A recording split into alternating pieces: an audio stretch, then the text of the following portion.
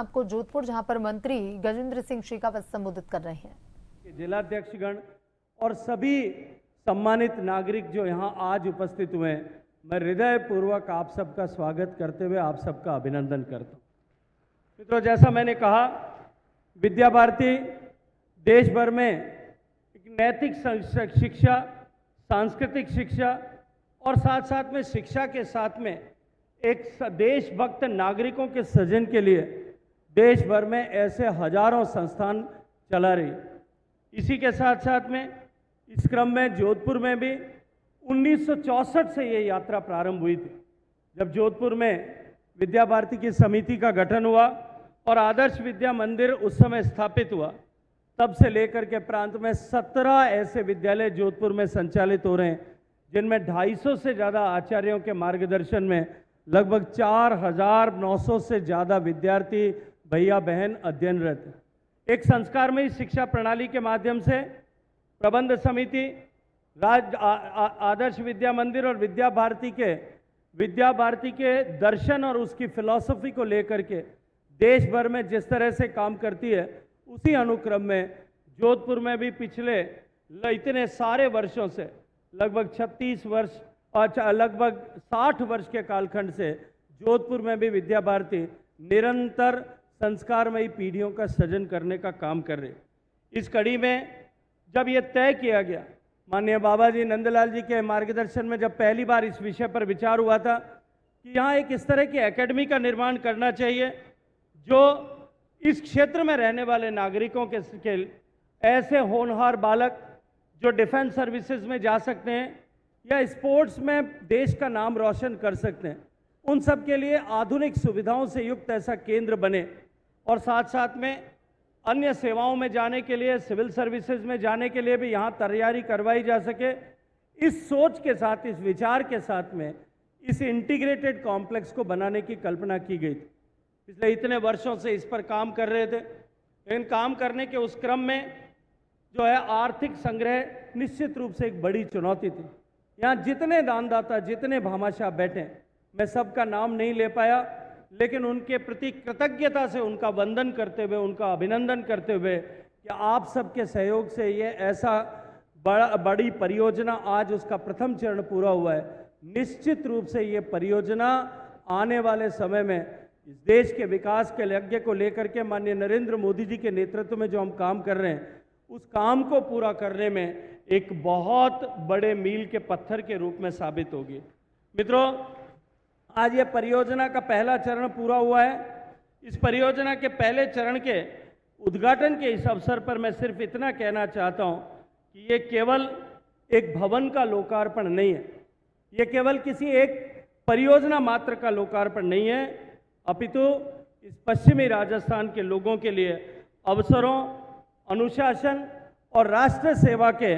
द्वार खोलने का एक ऐतिहासिक क्षण है। और उस ऐतिहासिक क्षण पर आप सब लोग यहाँ उपस्थित आए हैं। मैं आप सबका, माननीय राजनाथ सिंह जी का, माननीय सभी सम्मानित अतिथियों का और आदरणीय मधु जी का हृदय पूर्वक स्वागत करते हुए उनका बहुत सारा धन्यवाद करना चाहता हूँ। मित्रों, मैंने जैसा कहा, मैं मधु जी के पास में आदरणीय आर के दमानी साहब के पास जब गया था, उसी समय हमने एक और प्रकल्प पर भी चर्चा की कि जोधपुर का जो एम्स अस्पताल है, उस अस्पताल में जो बीमार लोग आते हैं, उपचार के लिए जो लोग आते हैं, उनकी सेवा के लिए और उनके साथ आने वाले लोगों के लिए, उनके परिचारकों के लिए कोई रुकने की व्यवस्था, जिसकी प्रावधान, जमीन का प्रावधान ऑलरेडी एम्स के कॉम्प्लेक्स में किया गया है, वहाँ अगर इस तरह का एक भवन बने तो निश्चित रूप से, क्योंकि एम्स में पूरे पश्चिमी राजस्थान और साथ में सुदूर गंगानगर तक के लोग आते हैं, तो निश्चित रूप से उनको इसका लाभ होगा। ऐसे मरीज जिनको हॉस्पिटल से छुट्टी मिल जाती है, 2-3 दिन केवल शेष रहते हैं, उनको 3 दिन बाद वापस आकर के दिखाना है, 5 दिन बाद वापस आकर के दिखाना है, उनके पास कोई रुकने का आवास नहीं होता। और ऐसे में वो अपने घर लौट करके चले जाएं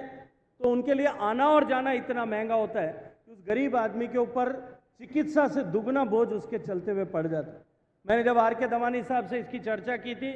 उन्होंने सहर्ष मुझे कहा था कि इसके लिए चाहे 100 करोड़ रुपए की भी लागत आएगी,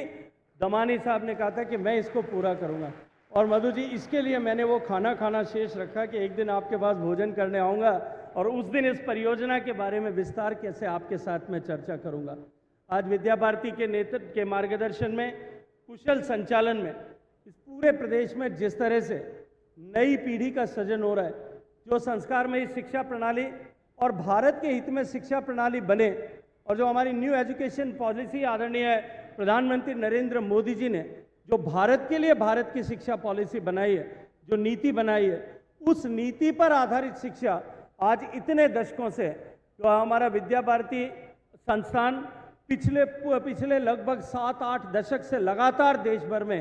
विद्यार्थियों को ऐसी शिक्षा उपलब्ध करा रहा है। निश्चित रूप से इस केंद्र के बनने के बाद में इस क्षेत्र के युवाओं के, क्योंकि मुझे लंबे समय तक सीमावर्ती क्षेत्र पर काम करने का अनुभव मिला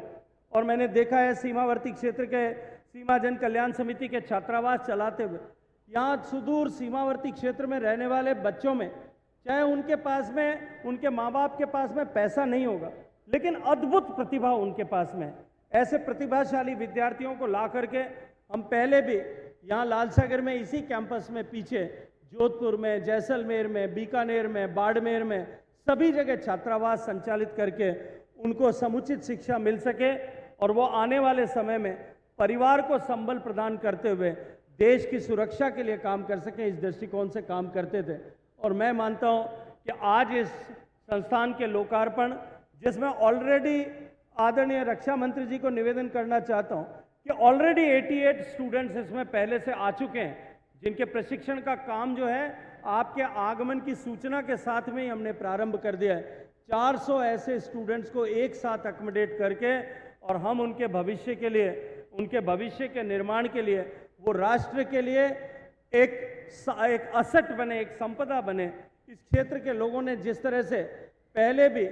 चाहे 48 के सन 1948 के कबायली वार से लेकर के उरी तक के हर जो है भारत के सेना के अभियान में इस क्षेत्र के लोगों ने जो जिस तरह की भूमिका का निर्वहन किया है, उसमें और अधिक योगदान इस क्षेत्र के लोग कर सकें। इस दृष्टिकोण से इस संस्थान का जो कल्पना की गई, उसका लोकार्पण करने के लिए आज आपने जो समय दिया, उसके लिए मैं आपका हृदय पूर्वक एक बार फिर धन्यवाद करते हुए स्वागत करता हूं। बोलिए भारत माता की, भारत माता की।